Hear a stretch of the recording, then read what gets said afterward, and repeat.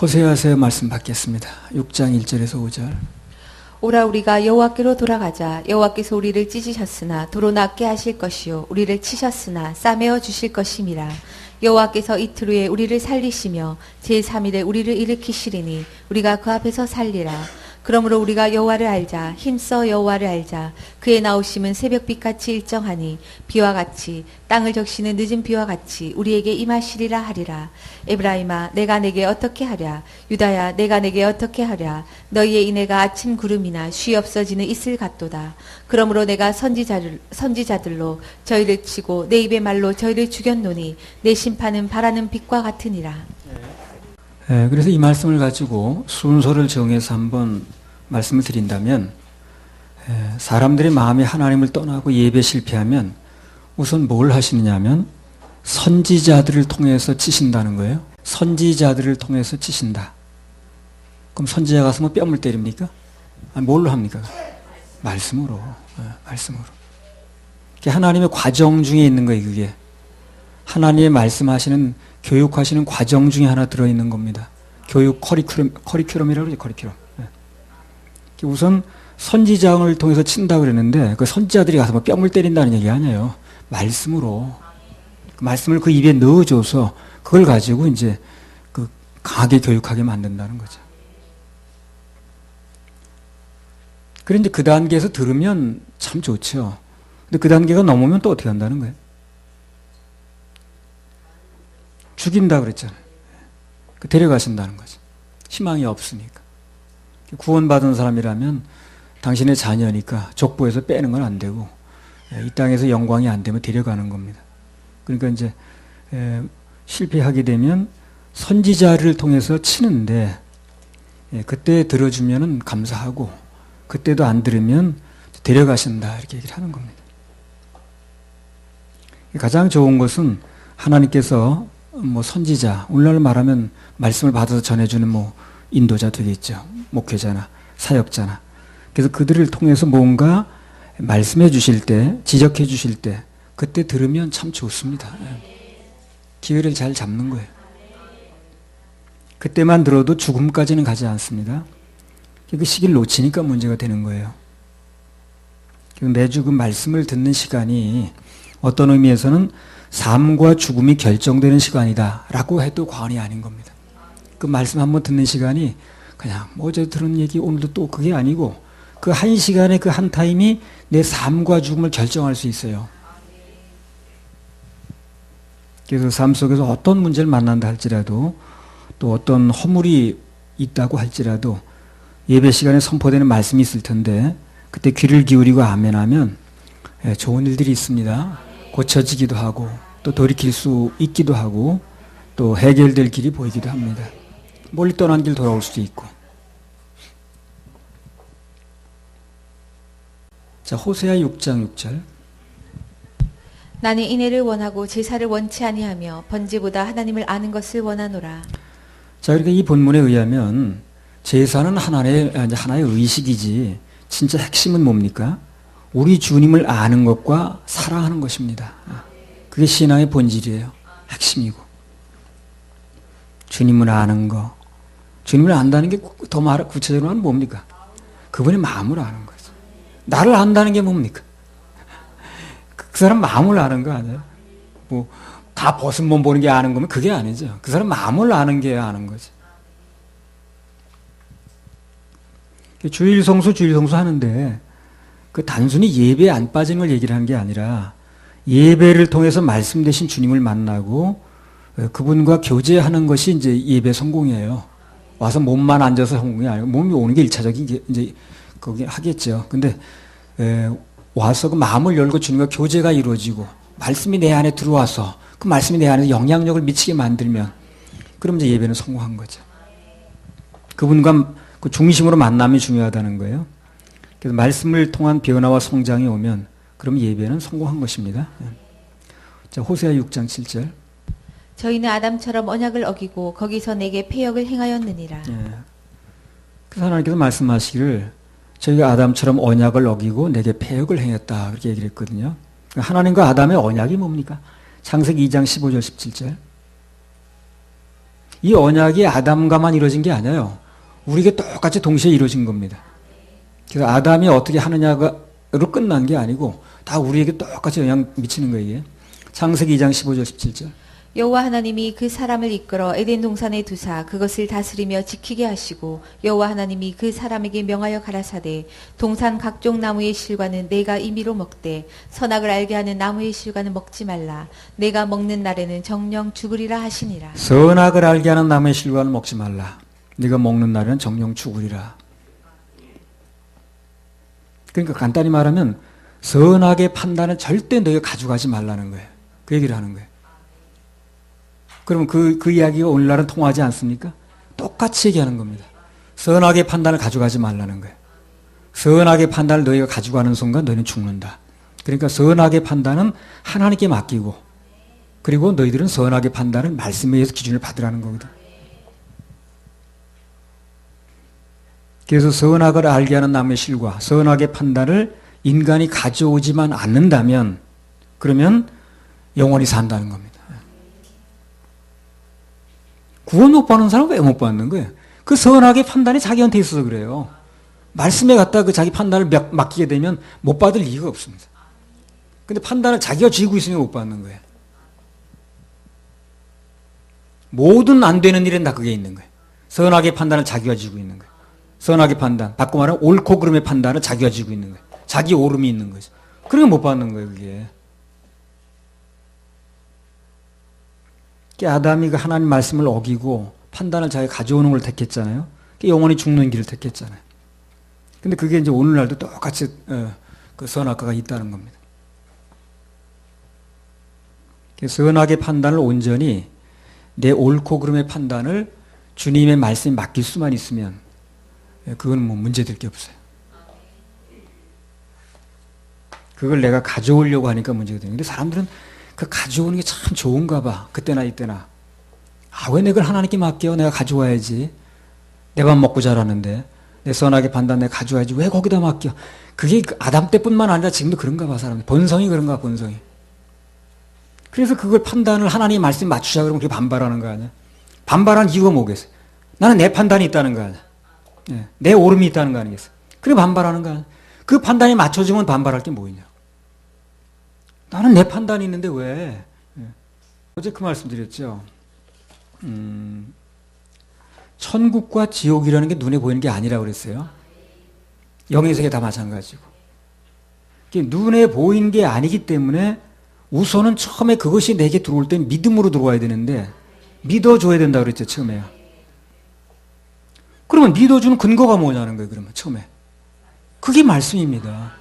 처음엔 말씀의 씨앗으로 들어올 수밖에 없어요. 예.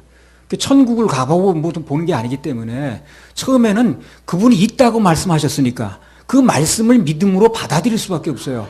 말씀의 씨앗이 또 그 가슴에 떨어지면 심령에 그럼 겨자씨만한 씨지만 처음에는 점점 자라는 거예요, 그게. 예.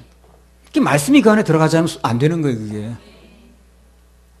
그 사람이나 뭐 누구나 다 마찬가지잖아요. 누가 천국 가보고 믿는 거예요? 어떤 사람 어제 뭐 천국 가봤냐고 그런다고 그러던데. 예. 그럼 나는 가보고 얘기하는 거예요? 그분이 말씀하셨다 이거예요. 그게 처음에 내 말씀으로 내 마음에 들어온 거예요. 겨자씨만한 믿음이. 그게 자라가는 거 아니겠어요, 내 안에서. 그 겨자씨만한 그 믿음의 근거가 바로 그게 하나님 말씀이고 약속이거든요. 최초에는 말씀의 씨앗을 뿌려야 되는 거예요, 그래서. 근데 계속해서 나는 그게 아니라는 해가지고 내 선악의 그 열매를 가지고 있으면 그럼 말씀의 씨앗이 그 안에 뿌려지지 않는 거예요. 그 아담과 하가 그 뭡니까? 그걸 따먹는 순간에는 먹으면 죽는다는 그 말씀이 그 안에서 죽었죠. 살아있지 않는 거예요. 그 살아있으면 그렇게 할 수 없죠. 그래서 말씀이 뿌려지면 그 말씀이 생명이기 때문에 자라겠죠, 그 다음부터. 그 말씀에 아멘이 안 되면 믿음이 생기지도 않고 믿음의 근거가 그게 떨어지면서 생기는 건데 믿음이 생기지도 않고 또 씨앗이 안 뿌려졌으니까 당연히 안 자라겠죠. 당연히 안 자랍니다.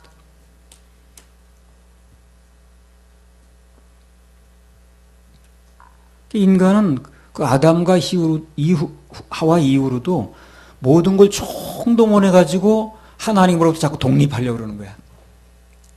난 하나님의 그 품으로부터 독립하겠다는 거예요. 그러니까 누가 보면 탕자가 뭡니까? 아버지라고 독립하려고 그러죠. 다 똑같은 거예요. 각자 제 길로 가버리는 거예요.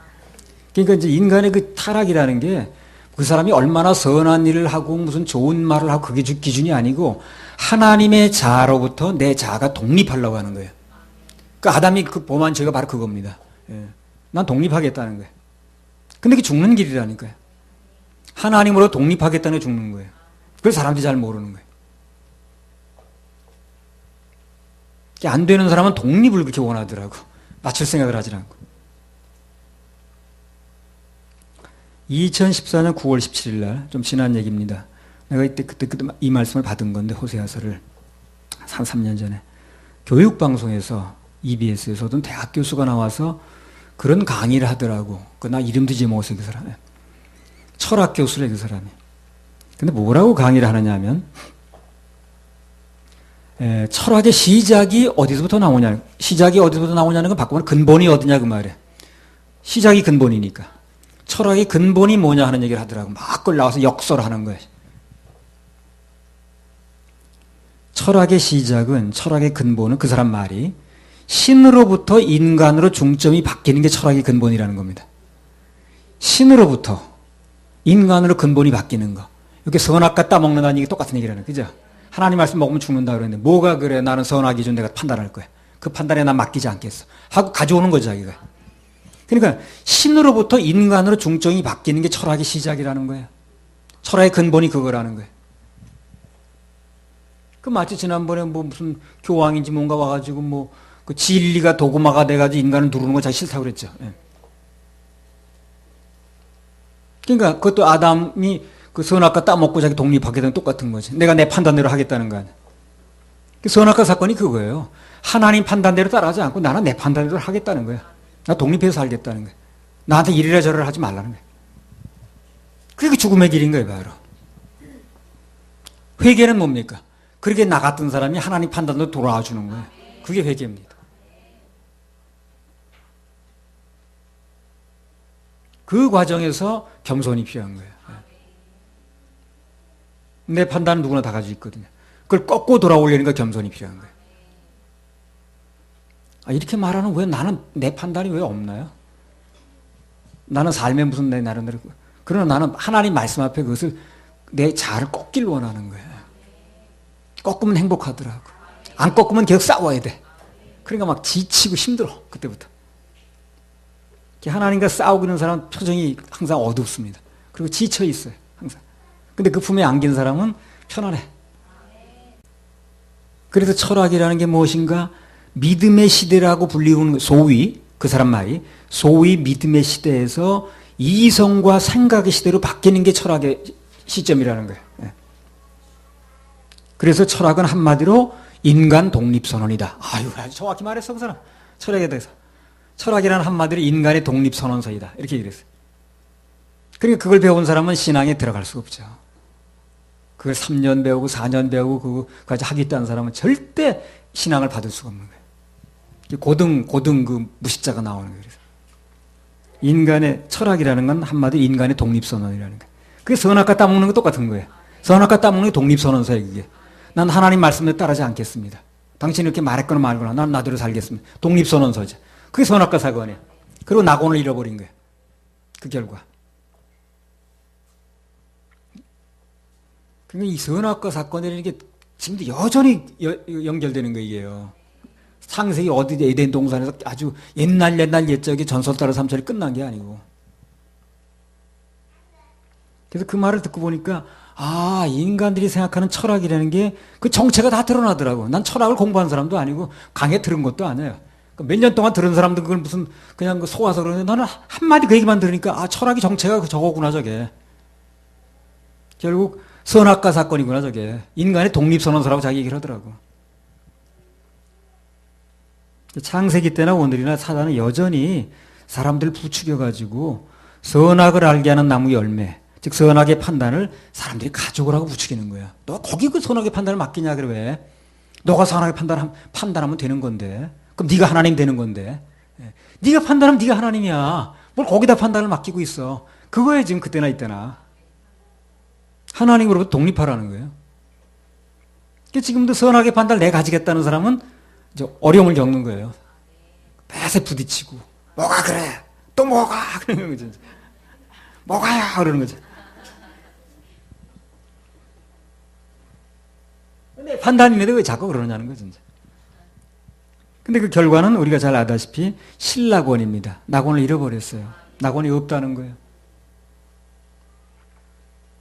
자, 이런 얘기들 좀 가슴에 피부에 넣어야 됩니다. 그 결정적인 순간에 여러분 도움을 받아요. 이런 걸 건성으로 들었던 사람은 자기 생활에 어떤 일이 벌어지면 전혀 적용을 못 하더라고, 그를. 들었던 말씀이 자기 생활에 유익이 안 되는 거예요. 이런 말씀이 피부에 와닿아야 되거든. 그래, 결정적인 순간에 이 말씀이 나를 움직여주거든. 근데 이걸 건성으로 들어버리니까 그런 일이 벌어지면은 그 말씀이 자기를 움직이지 못하는 거예요. 말씀의 덕을 전혀 못 보는 거예요. 세월만 낭비한 거지, 그러니까.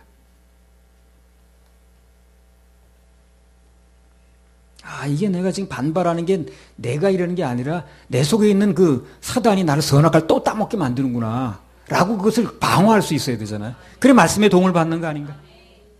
그래 여기 앉아있던 보람이 있는 거 아니야? 우리는 낙원을 다시 찾으려면 모든 판단을 하나님께 맡기고 아멘하면 됩니다. 그럼 인생의 그 낙원이 회복돼요. 무조건 아멘이 그게 그냥 겉으로만 아멘 아멘 해도 되는 게 아니고 난 그런 싫다고 그랬잖아요. 중심으로 아멘이 돼야지. 변화가 와야지. 호세아서 6장 8절에서 9절. 길앗은 행악자의 고울이라 피발자취가 편만하도다. 강도떼가 사람을 기다림같이 제사장의 무리가 세겜길에서 살인하니 저희가 사악을 행하였느니라. 예. 자, 이 본문에 의하면 사람들의 복음을 전해서 그들로 하여금 죄사함 받게 해서 천국을 이끌지 않는다면 사실상 다 살인자라는 거예요. 아주 노골적으로 얘기를 합니다. 이 성경이 말하는 것보다 이 사역자는 굉장히 순화시켜서 얘기를 하는 거예요. 왜냐하면 나도 사람이기 때문에, 사람끼리 말이기 때문에 굉장히 순화시켜서 얘기를 하는 겁니다. 근데 하나님은 사람을, 그분은 인생이 아니시잖아요. 그냥 적나라하게 얘기해버리는 거예요, 그냥. 살인자라고. 내가 지금, 당신 복음 전하자는 살인자 이렇게 말하면 그렇게까지 말 못하잖아요. 같은 사람끼리니까. 그러니까 사역자가, 인도자가 얘기하는 건 굉장히 같은 사람끼리 감안해서 얘기를 하는 거니까 그 정도는 드러낼 수 있어야 돼요. 그 정도 들어줄 수 있어야 된다. 살인자의 영향권 안에 있으니까 어떻게 살 일이 생겨 죽을 일이 생겼어요. 죽을 일밖에 없는 거예요. 그래서 살인자가 뭐 죽이겠지 살리겠어요. 살려면 살리려는 자의 말을 들어야 되는 거죠. 호세아 6장 10절에 11절. 내가 이스라엘 집에서 가증한 일을 보았나니 거기서 에브라임은 행음하였고 이스라엘은 더럽혔느니라. 유다여 내가 내 백성의 사로잡힘을 돌이킬 때에 내게도 추수할 일을 정하였느니라. 가장 큰 행음은 예수님만을 구원자를 믿지 않는 거예요. 그게 가장 큰 행음입니다. 모든 행음이 다 거기서 나와요. 예수님만 믿으면 정결한 처녀가 맞는데 실수 좀 해도 할지라도 예수님만 믿지 않으니까 그 신랑만 의지하지 않으니까 모든 간음이 나오는 거예요. 반대로 오직 예수님만을 구원자로 믿으면 모든 행음 문제는 단번에 또 해결됩니다. 할렐루야. 우리 하나님께 박수 올려드려요. 7장 1절에서 3절 읽어보실까요?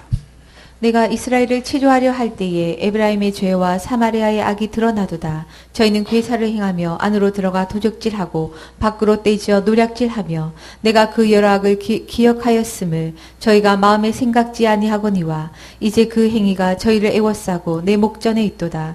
저희가 그 악으로 왕을 그 거짓말로 방백들을 기쁘게 하도다. 뭐 호세아뿐만 아니라요. 뭐 이사야, 예레미야 다 마찬가지겠습니다만 특별히 호세아 같은 이런 책들은요.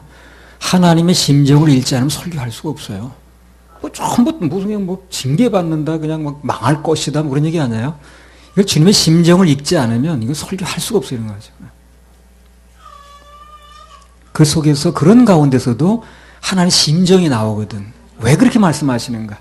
그 심정을 읽어야 이게 이제 얘기가 되는 거지. 그걸 읽지 못하면 무슨 소망적인 얘기도 아니잖아요. 무슨 음란한 여자를 데리고 살라고 그러질 않나, 뭐, 이름을 어떻게 지라고 그러질 않나, 이거 무슨 얘기할 게 뭐 있겠어요. 근데 거기서 이제 주님의 심정이 읽어져야, 이제 그때 무슨 얘기거리가 나오겠죠. 이게 가장 중요한 건 그거예요. 그 사람이 무슨 말을 하든 그걸 자꾸 들으려고 하지 말고, 그거 가지고 꼬투리 잡으려고 하지 말고, 그 속에 무슨 심정으로 저 사람 저게 얘기를 할까? 그 심정을 좀 읽으려고 애를 써야 돼요. 그래야 얘기가 되는 거예요. 예. 말꼬리 잡으려고 그러면 뭐, 그 말이라는 게 그렇잖아요. 예. 그러니까 무슨 심정으로 저 사람 저렇게 말을 꺼낼까 하는 심정을 읽으면 그러면 이제 다 이해될 수 있는 거거든. 이 말씀도 마찬가지라. 이 호세아서가 그렇게 무슨 뭐 희망적인 소망적인 일을 써놓은 게 아니에요. 희망적인 소망적인 일을 이스라엘 사람들이 안 했으니까. 그러나 여기서 주님의 심정을 읽으면 싸매어 주신다고 그러잖아요. 돌아오기만 하면. 그런 게 다 주님 심정이거든. 그렇게 호세아에게 그런 여자를 데리고 살면서까지 그리 본을 그 표본으로 나타날 이유는 또 뭐예요? 그 이스라엘 사람들이 이 실상을 보여주려고 하는 거거든. 그래서 궁극적으로는 돌아오라는 거 아니야? 너희가 이런 상태니까 살려면 돌아오라는 거 아니야? 그러면 찢었으나 싸매어준다는 거 아니야? 그게 이제 주님 심정이에요. 그걸 읽을 수 있어야 된다는 거예요. 그럼 돌아올 수 있겠죠. 그걸 모르는 사람은 끝내고 떠나가는 거. 호세아 7장 1절. 내가 이스라엘을 치료하려 할 때에 에브라임의 죄와 사마리아의 악이 드러나도다. 저희는 괴사를 행하며 안으로 들어가 도적질하고 밖으로 떼지어 노략질하며. 예. 그래서 그냥 내버려두면 덮어놓을 수도 있는 건데 치료하려고 하다 보니까 드러나더라는 게 그게. 자, 우리 뭐 예를 들어서 내가 무슨 어쩜 뭐 배 쪽에 무슨 상처가 있다고 합시다. 그러면 그냥 가리고 있을 때 모르는 거죠. 상처가 있는지 뭔지 알게 뭐야. 치료하려면 드러나는 거예요. 그게. 그렇겠죠. 어디 부분이든 몸의 어느 부분이든 속의 부분은 뭐 배를 갈라서 드러내야 되는 거 아니야. 치료하려다 보니까 드러나는 거예요. 어쩔 수가 없어요. 그냥. 드러내지 않으면 치료를 못하는 거예요. 그렇잖아요. 내가 이스라엘을 치유하려다 보니까 드러나더라는 거 아니야.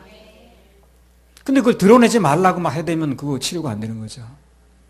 어디를 거기를 손을 댑니까? 하면 그거 어떻게 치료를 하겠어요. 그래. 에브라임의 죄가 사마리아의 악이 드러나더라는 거예요. 치료하려다 보니까. 이렇게 보니까 그냥 그 안에 막 괴사를 행하고 그냥 막 안으로 들어가면 나 도적질을 하고 그냥 막 떼지어 노략질을 하고 그렇게 막 드러나는 거예요. 그냥. 예. 그 에브라임은 북왕국 전체를 좀 얘기를 하거든요. 사마리아는 당시 지도자 계급인 왕들을 지칭하는 건데 그들이 거기 살아서 그래요. 주로 이제. 예. 옛날에 비원 뭐 거기 뭐 제동 이러면 그게 이제 동 이름도 되겠지만 거기 이제 그 권력자들이나 이런 사람이 살던 그 상징적으로 나타나는 거거든요. 그래서 사마리아 가 북왕국 이스라엘은 수도인데 서울인데 왕을 비롯한 지도자들이 여기 살던 곳이라고 표현을 하는 겁니다. 한마디로 말하면 이것은 나라 전체가 죄악에 물들었다는 거예요. 그래서 심판하실 수밖에 없다는 겁니다. 그래서 하나님께서 어느 나라가 됐든 이스라엘을 물론하고 어느 나라가 됐든 간에 심판하실 때는 이제 그걸 드러내서 보는 건데 일단 왕으로부터 아래 백성까지 전부가 부패하고 죄악에 물들었으면 여전히 심판이 나는 거예요. 그 배를 열어봤더니 이게 다 퍼져버렸어. 그러면 이제 뭐 어떻게 뭐 창세기 6장 5절에 7절. 여호와께서 사람의 죄악이 세상의 관영함과 그 마음의 생각의 모든 계획이 항상 악할 뿐임을 보시고 땅 위에 사람 지으셨음을 한탄하사 마음에 근심하시고 가라사대 나의 창조한 사람을 내가 지면에서 쓸어버리되 사람으로부터 육축과 기는 것과 공중의 새까지 그리하리니 이는 내가 그것을 지었음을 한탄함이니라 하시니라. 예. 노아 홍수 때도 보면 온 세상의 죄악이 관영하고 인간들의 마음과 생각과 계획이 항상 악할 뿐일 때 그때 이제 심판하셨다는 거거든요. 그러면 이 반대 해석을 하면 어떨까요? 온 나라가 악해져도 그 중에 몇 사람이라도 하나님 편에 사는 사람이 있으면 심판 변할 수 있다는 거죠. 그래서 소돔과 고모라에서 10명만 찾은 심판을 면하게 했다는 바로 그 얘기거든. 뭐 그것도 없어서 망하긴 했지만. 하나님께서는 단 몇 명이라도 하나님 편에 서 있는 사람이 있으면 그들을 봐서라도 심판을 연기하거나 면하게 해주시는 것. 우리 희망이 그거예요. 뭐 희망이 그거죠. 온 나라가 죄악에 물들어 있는데, 도처에 죄악이 만연한데, 하나님 무서운 줄 모르는데, 그 사람들한테 기대할 게 뭐 있겠어요? 그래도 그것에 대해서 좀 알고 있는 몇 사람이라도, 주님의 심정에 알고 있는 몇 사람이라도 하나님을 간절히 찾고 또 그분이 원하시는 일 해드리고 구령하고 또 양육하고 예배 성공하면 뭐 그런 무리를 봐서라도 하나님이 좀 봐줄 수 있지 않겠는가. 소돔과 고모라를 볼 때 뭐 그런 게 희망 아니겠습니까? 그래서 세상이 어찌 돌아가든 그래도 몇 사람만이라도 거기서 좀 그와 반대로 하나님 편에 사는 사람이 있어야 될 거 아니에요? 희망이 그거니까. 그래서 거기 이스라엘은 그때 찾아보니까 없더라는 거예요, 그런 사람이. 그래서 심판할 수밖에 없었다는 겁니다. 호세아 7장 2절. 내가 그 여러 악을 기억하였음을 저희가 마음에 생각지 아니하거니와 이제 그 행위가 저희를 애워싸고 내 목전에 있도다. 예. 그들이 대담하게 그렇게 죄악을 저질렀던 이유가 뭔가 하는 게 나왔거든요. 그 이유가 뭡니까? 하나님께서 그들이 행한 여러 가지 악을 기억하신다라는 걸 몰랐다는 거예요. 뭘 기억하시겠어? 우리가 은밀히 이렇게 하는 일까지 다 기억하시겠어? 우리 둘이 이렇게 나누는 얘기까지 다 기억하시겠어? 그렇게 생각하는 거예요. 모든 행위가 하나님의 어디 있다는 거예요? 목전에 있다고 그러잖아요. 그죠? 목전에. 내 목전에. 목전이 뭐예요? 눈앞에 있다는 거죠. 그걸 알아야 돼요. 그걸 알아야 돼요. 뭘 말하든가 행동을 하든가 하나님 앞에 있다는 생각이 중요합니다. 인간이 행하는 모든 일은요, 다 하나님 목전에 있습니다. 목전에. 근데 이거 너무 이제 힘드니까 여기 생각 잊고 살라고 그러지, 불어 잊고 살려고 그러는데 다 목전에 있어요. 그래서 우리가 뭐 여러 가지 그 일을 이제 선한 일을 했다라든가 복음 전하다 핍박을 당했다라든가 또 멸시를 당했다든가 외면을 당했다라든가 거절당했다든가 무시당했다든가 모욕당했다든가 그것도 다 그분 눈앞에 있어요. 다 있습니다. 그때 너를 보았노라. 그 가사 그대로. 그래서 우리 이제 그걸 꼭 생각하면 돼요. 내가 지금 하는 어떤 안 좋은 행동도 그분 눈앞에 있지만 또 내가 어떤 뭐 남이 뭐 안 알아주는 일을 한다 할지라도 그것도 그분 눈앞에 있다는 거예요.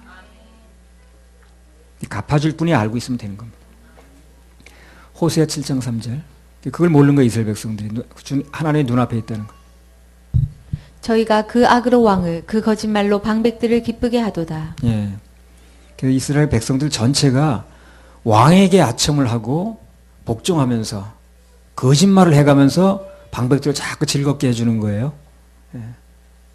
이게 간단히 말하면 하나님을 기쁘시게 하는 데는 관심이 없고 이 사람들이 권력자들 기쁘게 하는 데만 관심이 많은 거예요. 그게 열심히 있었더라는 거예요. 그게 이제 망할 징조예요, 그게. 오늘날도 보면 그래요. 소위 목사라는 사람도 그러더라고. 그 교계에 무슨 어른이라나? 그 인간적으로 높은 사람들. 그런 사람 눈치는 엄청 봅니다. 예. 근데 정작 그들 위에서 섭리하시고 통치하시는 하나님 눈치는 안 봐요. 신경 쓰지 않더라고. 전에 뭐, 무슨 암개 목사 있었는데, 그 떠나면서 그러더라고. 예. 목사님 저도 이 복음에 대해서 동의합니다. 안 한다 그러면 구원 안 받았다 그럴까 그러는지 하여튼 그렇게 그러더라고. 복음에 동의는 하는데 교계 어른들이 어찌 볼지 모르겠다는 거야. 그래서 난 이 협회를 떠날 수밖에 없다는 거야. 교계 어른들이 이제 알아버렸대. 그래서 여기서 뭘 주장하는지 알아버렸기 때문에 나는 여기에 동의를 하지만 그럼 우리 교계 어른들이 어떻게 말할지 모르기 때문에 난 떠날 수밖에 없겠다. 그렇게 얘기를 하더라고. 또 아무개 목사는 우리 조명호 사모님이 자살죄도 예수님 보혈로 덮을 수 있다고 그렇게 얘기를 하니까 사모님 그런 말 조심하세요.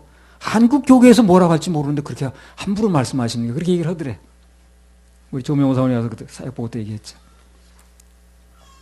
그분도 지금 예수님보다 누가 크게 보이는 거예요? 한국 교계가 크게 보이는 거죠. 또 어떤 목사? 그 여자 목사님인데 난 동의한대 그분도. 근데 우리 교인들이 뭐라고 할지 모르겠다는 거예요. 하나같이 사람 눈치만 보더라고 그렇게. 하나같이. 정작 하나님의 뜻이 뭔지 그분이 어떻게 생각할지는 신경도 안 써.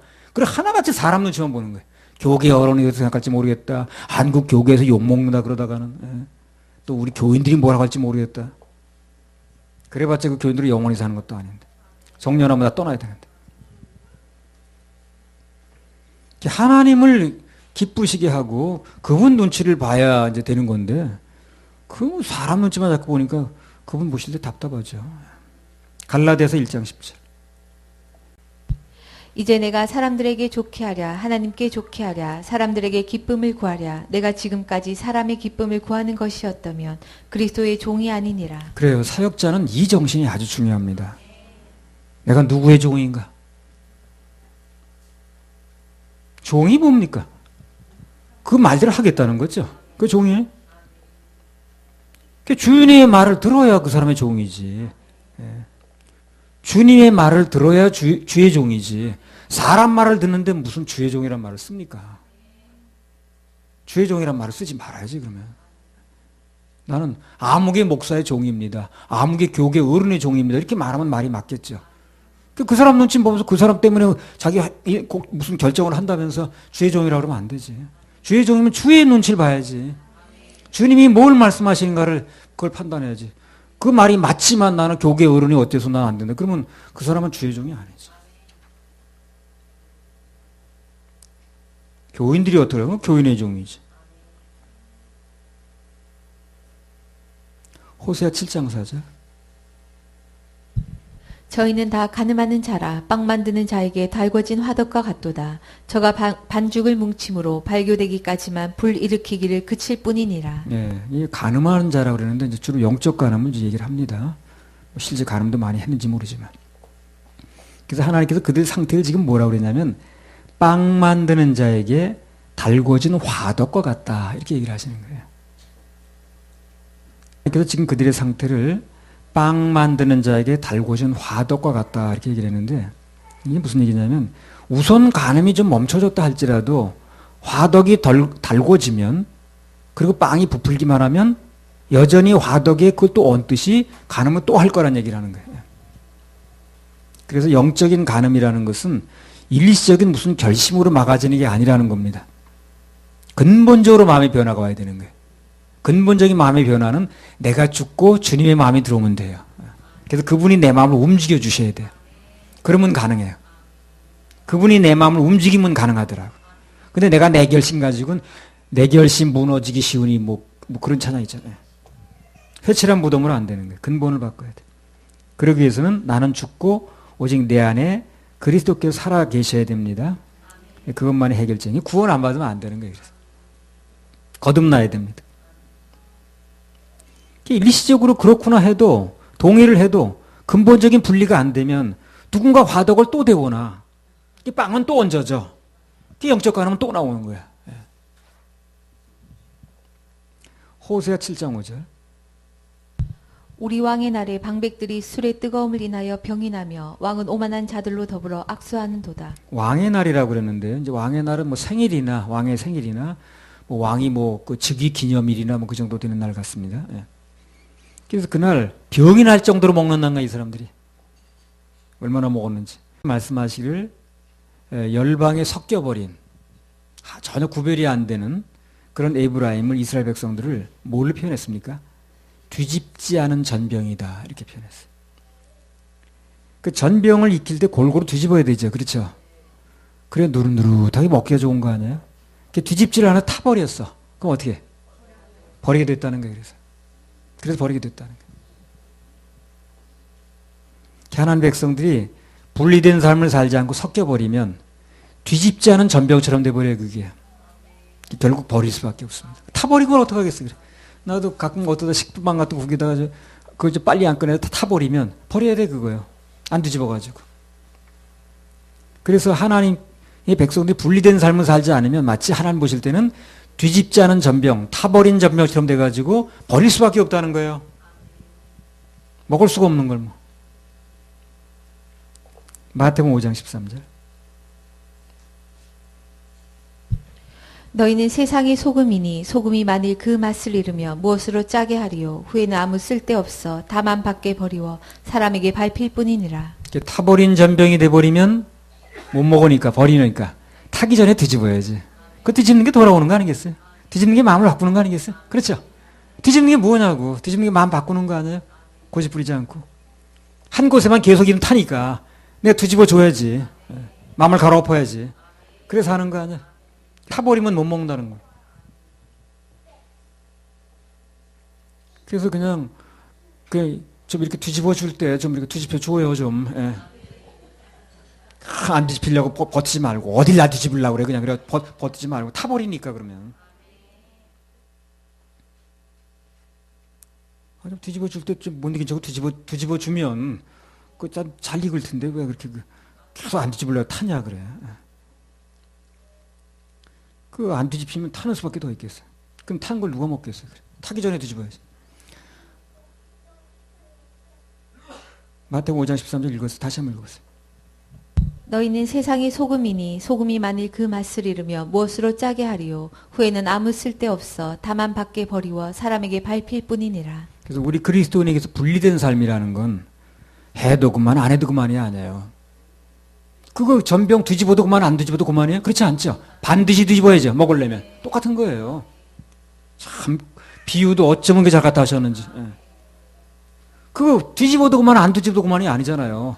안 뒤집어 타버리잖아요. 반드시 뒤집어야죠. 맛이 섞여버리면 만일은 소금 같고 뒤집어지잖아요. 타버리는 전병 같아서 버려야 되거든요. 로마서 12장 1절 2절. 그러므로 형제들아 내가 하나님의 모든 자비하심으로 너희를 권하노니 너희 몸을 하나님이 기뻐하시는 거룩한 산제사로 드리라. 이는 너희의 드릴 영적 예배니라. 너희는 이 세대를 본받지 말고 오직 마음을 새롭게 함으로 변화를 받아 하나님의 선하시고 기뻐하시고 온전하신 뜻이 무엇인지 분별하도록 하라. 새롭게 하는 게 뭐예요? 뒤집는 거죠.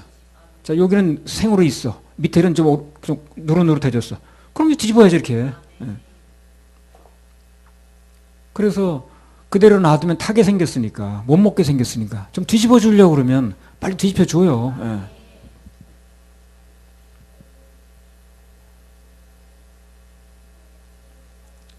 영적인 예배를 위해서는 반드시 분리가 중요한데 분리가 되려면 이제 성서적인 가치관이 돼야 분리가 되겠죠. 성서적인 가치관이라는 게 한마디로 뭐냐, 무슨 일이든지 말씀이 뭐라고 하시는가 이걸 생각하는 거예요. 내 생각이 뭐라고 말하냐 생각하는 게 아니라 말씀은 생각은 조석지변이니까. 그래서 변하지 않는, 천지는 없어져도 없어지지 않는 그 말씀이 뭐라고 하셨는가 그걸 자꾸 잡을 줄 알아요. 자, 7장 9절. 저는 이방인에게 그 이미 삼키웠으나 알지 못하고 백발이 얼룩얼룩할지라도 깨닫지 못하는도다. 예, 그래서 열왕기하 8장에 나오는, 열왕기하 13장에 나오는, 열왕기하 15장에 나오는 사건을 종합해서 얘기한 거거든요. 이게요. 열왕기하 8장에는 아람 왕 하사엘 나왔고 13장에는 그 아들 베나단 나오거든요. 15장에는 아수르 왕 디글랏 빌레셋 3세라고 그러던가. 그 사람 다 연차적으로 침공해 왔어요. 이방인에게 삼켰다는 얘기가 그걸 얘기하는 거예요. 시대적으로. 그 시대에 그런 일이 있었으니까. 그들이 침공을 해서 이스라엘 국토를 황폐하게 만들고 경제적 손실을 입히고 하는 사건을 미리 지금 경고를 하시는 거예요. 위에. 그런 일이 앞으로 있을 것이다.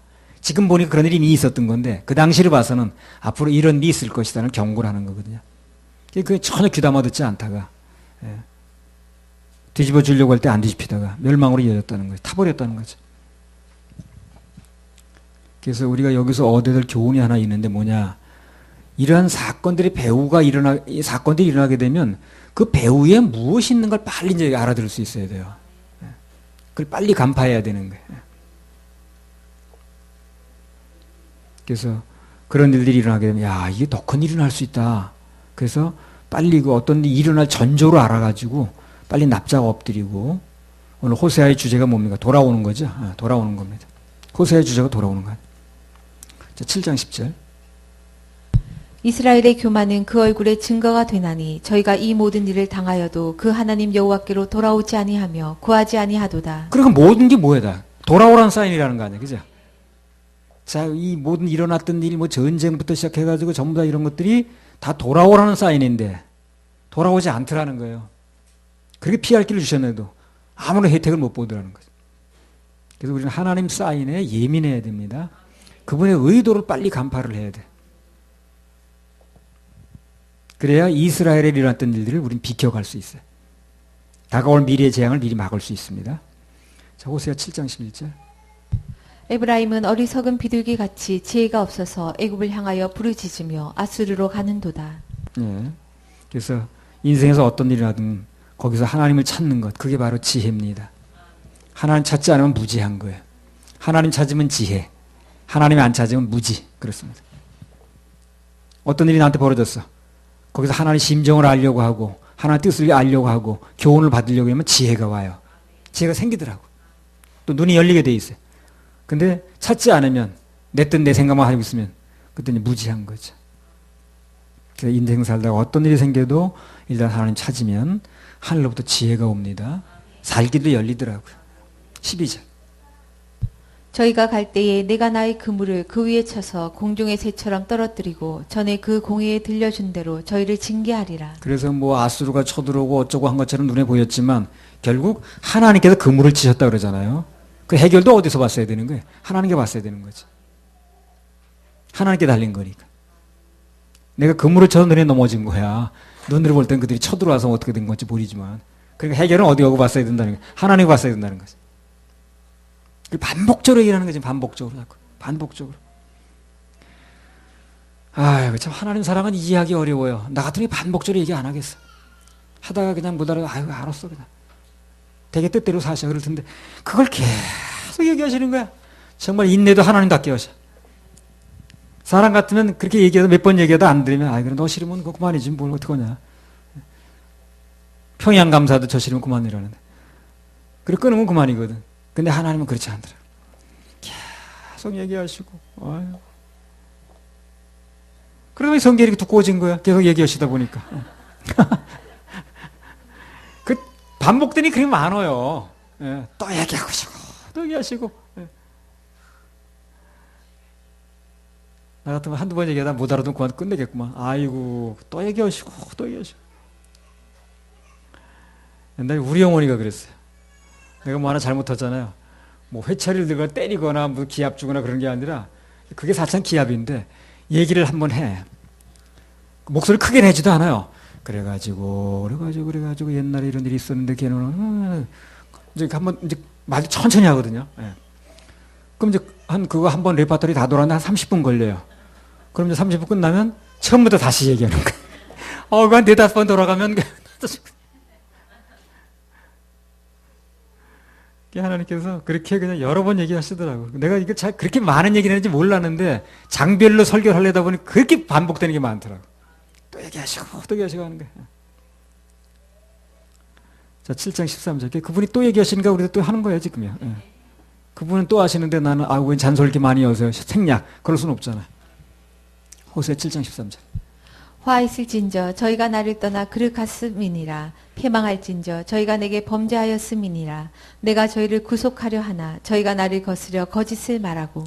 구원이 되려면 진실을 말해야 됩니다. 내 상태를 겸손하게 인정을 하고 내 상태를 아주 겸손하게 솔직하게 인정을 해야 돼요. 그래야 구원받을 수 있는 길이 열리지. 자꾸 자기를 감추려고 그러고 내 안에는 그 무슨 그 속에 그 끄집어내야 될 거 그냥 아까 그 치료를 위해서 드러내야 될 게 있는데 그런 걸 계속 싸매고 있으면 치료될 수 없어요. 예. 솔직하게 인정하면 치료될 길이 열려요. 인정치 않으면 하나님께서 어떻게 해볼 도리가 없습니다. 살다가 어떤 실수를 저질렀다 할지라도 그 사울처럼 핑계 대지 말고 다윗처럼 솔직하게 인정하면 불쌍히 여김 받을 수 있어요. 하나님 앞에서 핑계를 댄다는 거는 결국 이제 그분을 또 속이는 건데, 예. 핑계를 댄다는 게 뭐예요? 그게 아니란 얘기인데 그걸 하나님이 알고 하시는 걸 자꾸 핑계를 대면 되겠어요. 그분을 속이는 건데. 긍휼과 은혜를 입을 수가 없어요. 거짓말하는 사람이 긍휼을 입을 수는 없어요. 솔직히 말할 때 긍휼을 입는 거지, 그렇죠? 거짓말을 하는데 긍휼을 입혀요? 그렇지 않습니다. 여러분 자녀들 교육도 그렇습니다. 걔가 솔직하게 인정을 할 때 은혜를 베풀어 줄 수 있는 거지. 자꾸 거짓말하는데 그걸 은혜를 베풀 수는 없죠. 말씀과 싸우지 말고 안겨야 됩니다. 그 최고입니다.